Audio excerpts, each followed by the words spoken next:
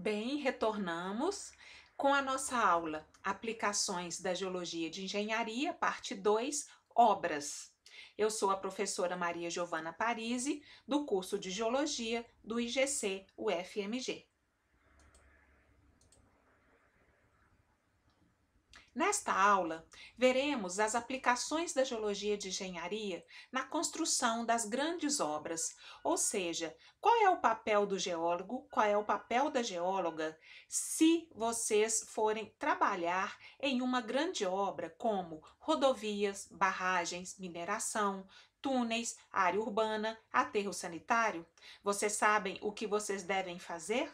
Bom, acredito que sim, pois nós já vimos aqui a mecânica das rochas, a mecânica dos solos, e agora só estamos reunindo essas informações para ver suas aplicações em obras muito específicas.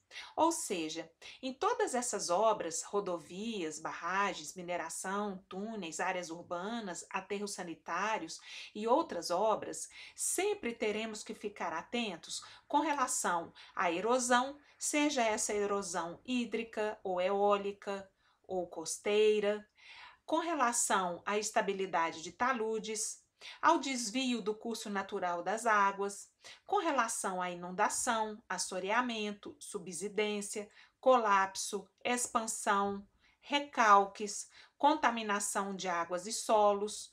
Tudo isso tem que ser olhado e mais outros aspectos, tais como a presença de sismos, por exemplo, muito comum em obras de barragem, a poluição e o comprometimento da circulação da umidade no ar com relação ao clima, modificação dos processos pedogenéticos com retirada e exposição dos materiais pedogenéticos em áreas com má drenagem, com muita drenagem, a presença de cavidades abandonadas, o material adequado para material de construção, questões relacionadas ao rebaixamento do lençol de água, questões relacionadas à infiltração e permeabilidade dos materiais rochosos e de solo, questões de erosão interna, como piping, liquefação ligada a também a areia movediça e disposição dos resíduos estéreos e os perigos de contaminação e estabilidade de taludes. Então, vocês estão vendo que a geologia de engenharia, junto com a geologia ambiental e a hidrogeologia, são extremamente importantes nas obras e na geotecnia. Vamos começar com exemplos ligados à obra de grandes rodovias. É muito importante observarmos em uma obra de rodovias, primeiramente, a questão ligada ao relevo.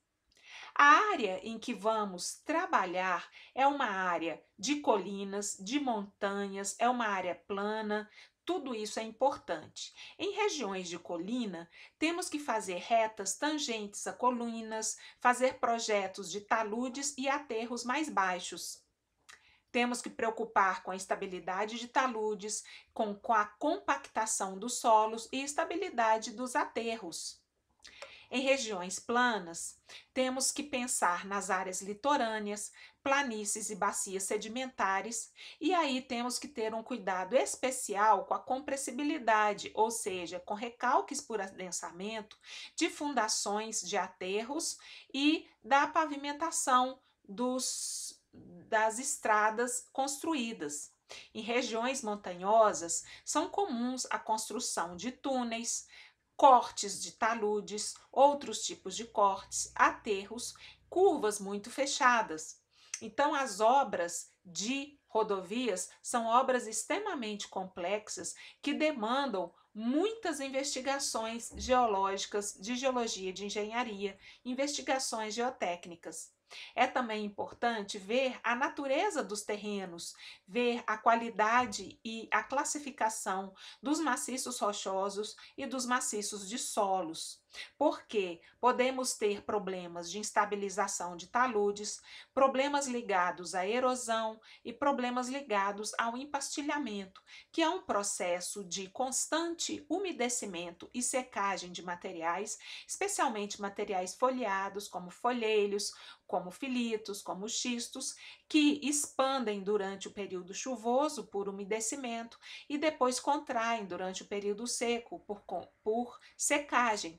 E aí, esses ciclos de umedecimento e secagem vão fazendo com que haja o empastilhamento das rochas e queda dessas pastilhas. Também é importante observarmos em obras de rodovias os materiais naturais para construção. Por exemplo, os melhores materiais para o leito onde será colocada a pavimentação. Era comum ter que compactar materiais para servirem de fundação para o pavimento das rodovias. É importante saber que existe o leito e o subleito, que é uma sequência de camadas de compactação de material importante para manter estável a pavimentação que vai receber os veículos que transitam na rodovia. Temos que ver se o material corresponde a saprolitos ou horizonte C de granito grosseiro, quartzoso, com baixo teor de minerais ferro-magnesianos para compactação. São rochas sedimentares arenosas com parcela de material fino coesivo, mas pouco plástico. Tudo isso é material que, no caso das rochas sedimentares, elas podem ser muito uniformes. Para isso, é preciso ver o ensaio granulométrico para ver se o material é bem graduado, se é uniforme ou de graduação aberta, como nós já vimos. É muito importante saber isso porque boa parte do material de construção utilizado para leito e subleito de fundação de pavimentos vem da própria região. Então, os ensaios de mecânica do solo são muito importantes para avaliar se esse material é adequado para fundações dos pavimentos das rodovias. Os piores materiais são os filitos e os xistos e rochas metamórficas muito alteradas. Os melhores para rolamento, ou seja, preenchimento de drenos, construção de muros, proteção contra erosão, são rochas sãs, ígneas ou metamórficas com alto grau de metamorfismo e rochas sedimentares bem litificadas, como seixos, areias e cascalhos.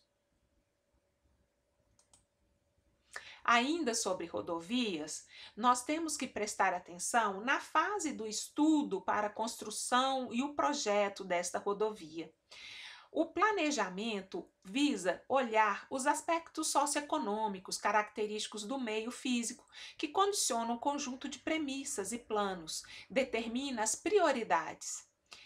Projeto de estudo de viabilidade técnica e econômica e tem o anteprojeto também, onde é elaborada a carta geotécnica da área onde se pretende construir a rodovia, olhando as suscetibilidades e comportamentos previstos com relação a cortes, aterros, fundações, túneis e materiais de empréstimo. Por exemplo, nessa estrada aqui, teríamos que fazer uma carta geotécnica mostrando a possibilidade, inclusive, de avalanche, de neve, não é isso? De cortes que devem ser, de pista com muita curva e com neve que pode derrapar, a presença e travessia de animais, não é isso? E animais outros que possam estar muito curiosos nas estradas, olhando enquanto há o trânsito dos veículos e a passagem dos veículos. Tudo isso é importante para um anteprojeto de rodovias. Os cortes e aterros é preciso fazer estudo de inclinação, altura, método de escavação, tratamento da fundação, a análise e classificação dos maciços encontrados. Para túneis é muito importante classificação RMR, Barton, ou seja, classificação do material a ser escavado, o conhecimento da geologia, a verificação da necessidade de revestimento, Obras de arte se referem em uma rodovia àquele, por exemplo, canteiro central, praças, não é? Cruzamentos, isso que nós chamamos de obras de arte. O tipo de fundação adequado para a implantação de obras de arte. Então, isso faz parte do projeto e do anteprojeto. No projeto executivo, tem que ser feita a definição detalhada da obra, que é o acompanhamento técnico e fiscalização. Então, tem que haver o acompanhamento técnico dos cortes com plano de fogo, escarificabilidade, dimensionamento das obras de contenção, velocidade da terraplanagem, cuidado com o rebaixamento do nível freático. Em aterros, tem que se pensar no tratamento das fundações, na presença de revestimentos e de drenagens adequadas. Nas áreas de empréstimo, a cubagem dessas áreas de empréstimo. Túneis, projeto geométrico do final do túnel, planos de fogo, projeto geométrico final, não é, para o traçado do túnel, planos de fogo, necessidade de revestimento e tratamento do maciço rochoso. Obras de arte também, fundações definidas e pontos de encontro entre terrenos natural e aterros definidos. Definição de áreas de empréstimo para pavimentos. A implantação da obra, a implantação da rodovia, nesse caso, precisa de adaptações, reformulações locais do projeto, como cortes tem que definir a velocidade da terraplanagem, com a alteração do sistema de drenagem, checagem do plano de fogo, etc. Operação e manutenção. Toda rodovia precisa de vistorias periódicas. Depois que são feitos os cortes, muitas rochas a princípio nos parecem resistentes. Com o tempo, com a infiltração de água, com o degelo, essas rochas, elas passam, né, os maciços rochosos, aliás, passam a ter um comportamento variado. E é muito importante o constante monitoramento dos maciços rochosos e verificação se há possibilidade de queda de blocos, de rupturas em cunha, de rupturas planares, de empastilhamento, etc. Então, tudo que foi visto até agora, mais um pouquinho de hidrogeologia, mais um pouquinho de geomorfologia com relação aos processos de erosão, inundação, é importante, tudo isso é importante na verificação dos projetos, das diversas fases de projetos de uma obra. Ainda falando sobre rodovias, nós temos aqui este quadro mostrando o tipo de problema, a forma de ocorrência do problema e as principais causas. Então, temos aqui os principais problemas em taludes de rodovias que foram descritos para rodovias construídas no estado de São Paulo. Este quadro foi modificado de Carvalho, 1991. Então, nós temos aqui, por exemplo, que o tipo de problema, erosão. A erosão, ela ocorre quando há taludes de cortes e aterros onde são vistos sulcos de forma diferenciada nesses materiais. Concentração da água, ou seja, também são as formas de ocorrência da erosão ocorrem longitudinal ao longo da plataforma. A forma de erosão é localizada e associada a obras de drenagem, como ravinas e vossorocas, e internas nos aterros, como, por exemplo, o piping, que é uma erosão interna, ou entubamento, como é a sua tradução para o português, tá bem? As principais causas da erosão é deficiência de drenagem, deficiência de proteção superficial, como telas, vegetação, concentração de água superficial ou interceptação do nível freático. Desagregação superficial, nós temos a forma de ocorrência em pastilhamentos, formas e dimensões muito variadas. Então, a desagregação superficial dos maciços rochosos, especialmente aqueles maciços folheados, né, é secagem ou umedecimento do material, presença de argilo mineral expansivo ou desconfinamento do material, descontinuidades de solos e rochas. Escorregamentos em corte e aterro, nós já vimos que tem aquela forma de ocorrência superficial, formas e dimensões variadas e movimentação de talos, que são depósitos de solo misturados com blocos rochosos. As principais causas: saturação do solo, evolução por erosão, então inicia uma erosão e depois vem o problema do escorregamento, cortes de corpos de talos, alteração da drenagem, compactação inadequada, deficiência da fundação, deficiência da drenagem, deficiência da proteção superficial, má qualidade do material, inclinação inadequada dos cortes. Aí temos também problemas ligados a recalque em aterro, que nós já vimos na teoria da compressibilidade, do adensamento, não é isso? Onde há deficiência da fundação, deficiência da drenagem, compactação inadequada, rompimento de bueiro, tudo isso pode ser causa de recalque em aterros, quedas de blocos e rolamento de blocos. São problemas muito corriqueiros em rodovias, não só no estado de São Paulo, tá bem? De um modo geral, são problemas muito corriqueiros em rodovias. Assim, o gatinho está mostrando para vocês uma foto antiga, né? E queda e rolamento de blocos no meio da estrada, impedindo a passagem dos veículos e das pessoas. Ainda em rodovias, eu mostro, sai dessa curva aí, você está correndo risco. Eu mostro aqui um mapa em que este ponto aqui é exatamente esse ponto aqui da rodovia, ok? Este mapa é um trecho da rodovia SP-250 que liga as cidades de Apiaí e Ribeira, em São Paulo, onde foram feitos e mostrados aqui os pontos de instabilização de taludes cadastrados na fase de diagnóstico do projeto de recuperação.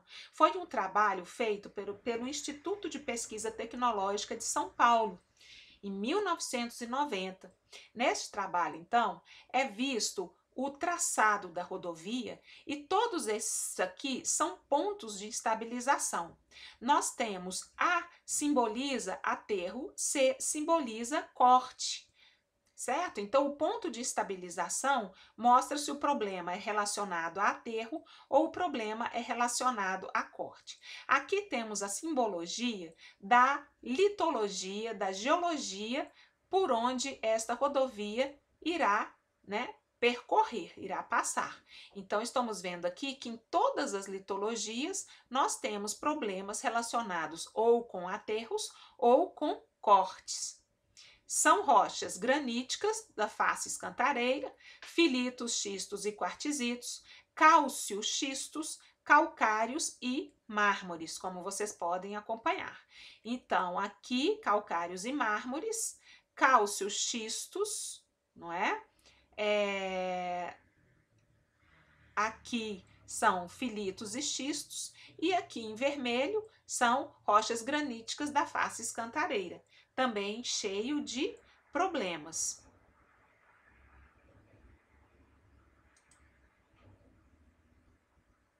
Esse diagnóstico implicou na classificação de 3 níveis de criticidade para os pontos de instabilização. Então, foram 52 pontos de instabilização analisados, sendo 21 pontos em taludes de corte e 31 pontos em talude de aterro. Desses 52 pontos, 18 pontos estavam no nível de criticidade 1, ou seja, média a alta potencialidade de evolução, com possibilidade de interdição parcial da pista. No nível de criticidade 2, havia 20 pontos. Criticidade 2 significa média alta potencialidade para evolução, com interdição da pista e recuperação de curto a médio prazo, dependendo, né, do porte das obras. E 14 pontos estavam no nível de criticidade 3, que significava alta potencialidade para evolução, ou seja, alto risco para ocorrer, né, grande suscetibilidade para ocorrer, e se ocorrer, haverá interdição da pista e recuperação a muito longo prazo. Não é isso? Então, Esta primeira fase de diagnóstico foi feita em um mês, com cadastramento, priorização dos trechos mais graves, definição e quantificação das investigações. A segunda fase, que é a fase de investigações complementares, detalhamento da fenomenologia, dos processos e concepção das obras de contenção, teve a duração de 7 meses. Assim, nessas fases em que há o detalhamento do processo de estabilização de algumas partes, foi feito croquis mostrando, inclusive furos de sondagem, mostrando a litologia, e aqui, por exemplo, nós temos uma seção geológica geotécnica mostrando escorregamentos, pontos de escorregamentos, tá certo? Mostrando a superfície de ruptura, o escorregamento de aterro, mostrando aqui a superfície anterior ao escorregamento e a superfície mobilizada. Aqui são as sondagens realizadas. E aqui um projeto de estabilização para a obra, mostrando aí o aterro reforçado com geotêxtil, a presença de canaletas, remoção do material escorregado, presença de trincheiras drenantes para a água, proteção superficial com gramíneas e canaleta, que é um projeto de recuperação deste escorregamento ocorrido aqui. Geotêxtil são esse material, essa manta que recobre o talude, e elas são muito importantes pois protegem da erosão. Aqui são drenos, onde vocês podem ver, os drenos para evitar a saturação do material com água, os cortes em formas de degrau e plataforma, são bermas e rampas mais suaves para evitar a instabilização de taludes. Então, existem várias formas de formas e recursos e obras possíveis que podem ser indicadas, em situações como essa de instabilização mostrada aqui. Aqui nós temos um exemplo de obra, aqui no caso é uma ferrovia, em que existe duas diferenças se a gente olha o maciço rochoso neste talude e no talude do lado de cá, ou seja, olhando para o lado direito e olhando para o lado esquerdo, a situação geológica e a posição das descontinuidades, a orientação das descontinuidades muda, e com isso a gente precisa fazer uma análise dos tipos de escorregamentos que provavelmente irão acontecer, não é isso? Então, nesse caso aqui, nós temos a superfície de ruptura, 3 contatos aqui com material. Essa descontinuidade aqui, ela não oferece risco, mas aqui, essa mesma descontinuidade já é a descontinuidade que oferece risco.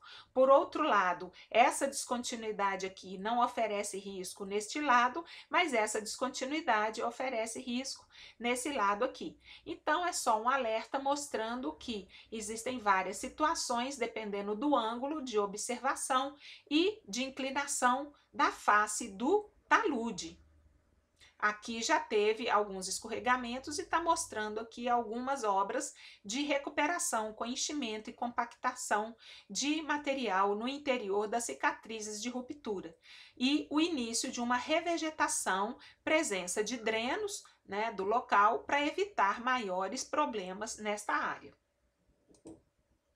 Outro problema comum é a presença de talos nas encostas. O talos é um material extremamente frágil diante de uma corte, ele se movimenta muito facilmente após saturado, e principalmente se há um contato aqui com uma rocha, um solo de alteração, um solo residual.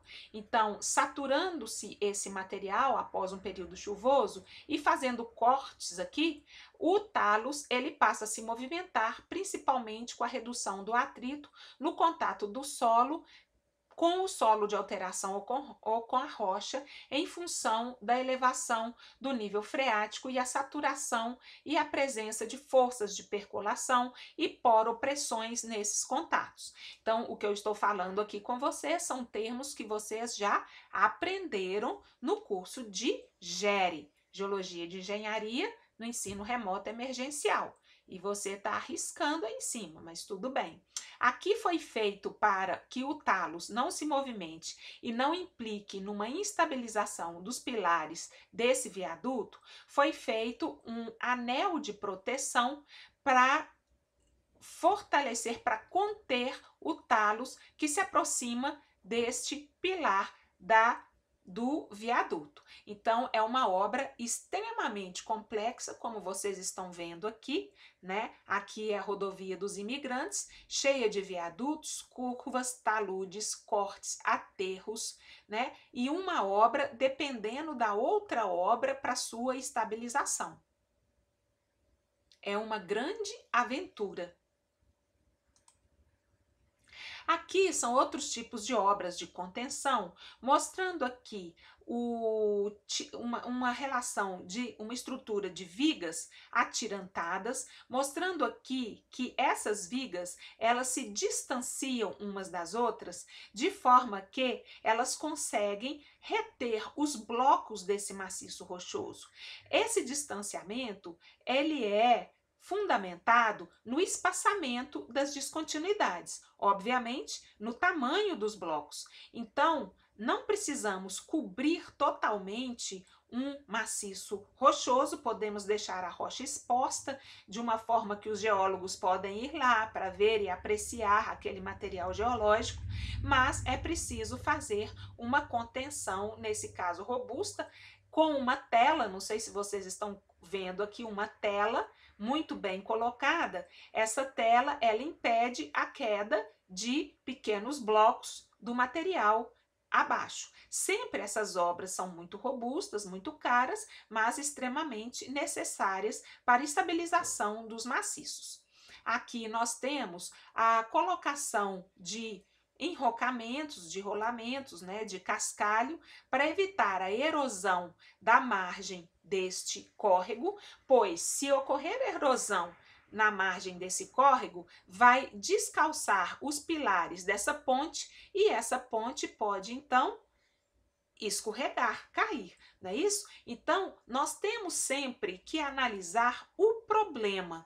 Qual é o problema que ocorre aqui e, a partir daí, como podemos evitar a ocorrência deste problema. Aqui, por exemplo, é uma obra de contenção de um grande bloco que poderia rolar, como outros já rolaram nessa região aqui, não é, gato? Então, aqui eles colocaram vigas também atirantadas com uma projeção de concreto, dando suporte a este bloco. Ah, podia ser mais fácil de desmontar o bloco? Poderia, mas olha aqui quantos blocos nós temos e a gente não sabe por que da escolha desta obra, não é isso? Mas foi feito isso e ficou uma obra até que o concreto ficou na cor da rocha, não havendo um grande impacto visual desta obra.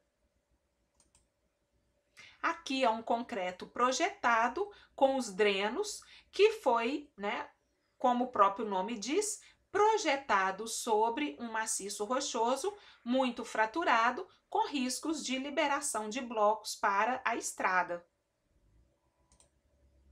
Aqui é uma obra de contenção chamada cortina atirantada. A cortina atirantada é uma obra do tipo ativo, ou seja, o muro ele é pressionado por tirantes no talude de forma que ele segura o talude. Existem outros tipos de muros, são chamados muro por gravidade. Na verdade, o muro por gravidade não tem os tirantes. É o peso do muro que impede o maciço de se movimentar. Então, é chamado de muro de gravidade. Neste caso aqui, nós temos os muros ativos, porque são colocados tirantes que são chumbados no terreno e garantem aí a firmeza deste talude para que ele não escorregue, tá certo? Então é calculado, por exemplo, o ângulo de mergulho do tirante, é injetado bulbo de concreto que vai colar o tirante ao maciço observado, não é isso? Então aqui tem o trecho livre, né, um conjunto que é a cabeça e a cunha que fica aqui do lado de fora, né, do muro, os espaçadores que são colocados aqui, não é? E o bulbo de ancoragem tem vários trechos, bainha, barra ou cordalha, que é colocado aqui para o bulbo de ancoragem, o trecho ancorado, onde o cimento sai pelos furos do bulbo de ancoragem. Aqui o trecho livre e o trecho ancorado. São os elementos de um tirante. As obras de contenção, vocês estão vendo aqui o concreto projetado sendo colocado, uma tela, sempre uma tela grampeada, uma tela para dar reforço, né, e proteção do material do talude, e aqui o jateamento do material de concreto sobre esta tela, que vai ser uma estrutura que vai reforçar, né, a manutenção e a presença aqui do concreto. Então, ela vai amparar e suportar o concreto. Para cada tipo de ruptura, existem já indicações de alguns tipos de obras. Por exemplo, solo ou rocha muito fraturada, que tem a possibilidade de uma ruptura circular, como mostra aqui, é preciso ter drenagem, retaludamento, cortinas ancoradas, muros, solo grampeado. Não isso tudo de uma vez, mas são as melhores opções para a contenção de materiais que tendem a se romper de forma circular, principalmente se tratando de solo ou rocha muito fraturada. Aqui tem os tipos: ruptura em cunha, ruptura em tombamento, queda de blocos, não é isso? E os tipos de contenção mais adequado para este tipo de processo. No caso aqui, o campo da filmagem aqui não pegou aonde está marcado os tipos mais comuns de obra de contenção para queda de blocos. Então eu vou falar para vocês. É daqui para cá. Todos esses aqui a partir de ancoragem com contrafortes, chumbadores, concreto projetado, remoção dos blocos, barreiras flexíveis e muros de impacto, ok? Tela metálica também, esqueci de falar, tá bom? É muito simples a gente pensar em como conter os blocos, desde que a gente escolha a obra adequada. Cada caso é um caso e a equipe deve discutir qual será a opção, né, de obra para estabilizar a situação do corte do talude. Outra coisa importante é olhar a característica dos maciços de solo e de rocha com relação à fundação. Então, nós temos aqui algumas fundações superficiais do tipo bloco, que são resistência das tensões, a resistência das tensões é dada pelo concreto, então o concreto aqui, ele ampara, né, ele suporta todas as tensões da obra. A sapata, que é um concreto armado, que também suporta a resistência das tensões, mas dentro de ferragens que são colocadas aqui. Então, aqui o concreto suporta tudo e aqui as ferragens suportam todas as tensões, inclusive a tensão feita pelo gato. E os radiers, que são vários pilares que são colocados, é um estudo mostrando aonde será a distribuição desses pilares, e esses pilares então vão amparar as tensões da obra, e a viga de fundação também são vários pilares, entretanto eles são alinhados, né, em um centro, que também vão suportar todas as tensões. Existem outros tipos de fundação e eu só estou mostrando alguns. Eu já vi a sua justificativa, tá, Tatu? Tudo bem. Tudo bem. Aqui nós temos alguns exemplos de fundações profundas, como a estaca franque, a estaca escavada, o tubulão com base alargada e a estaca pré-moldada. São todas fundações que absorvem as tensões que a obra demanda. Neste caso, para fundações profundas, temos que tomar muito cuidado com as escavações e a estabilização desses furos escavados. Já houve muitos acidentes de operários soterrados durante o momento que estavam escavando para fazer as fundações profundas. Ok? Presta atenção agora.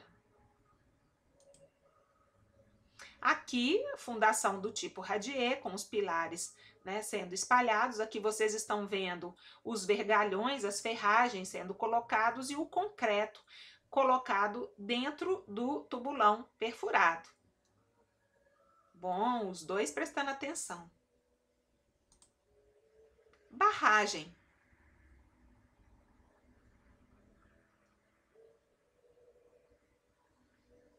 Peço para vocês encontrarem o gato nesta paisagem. Vou dar um minutinho para vocês encontrarem o gato. O gato está em todas nesta aula.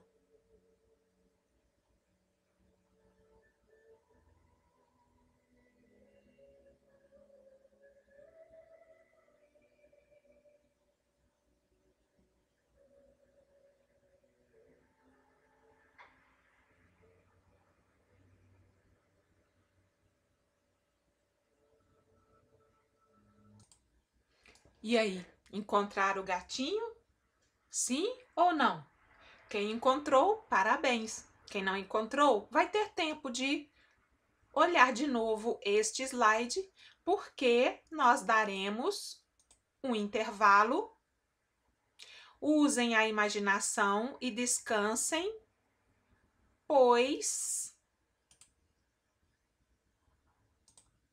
a nossa aula retornará em breve. Onde você estava, gatinho?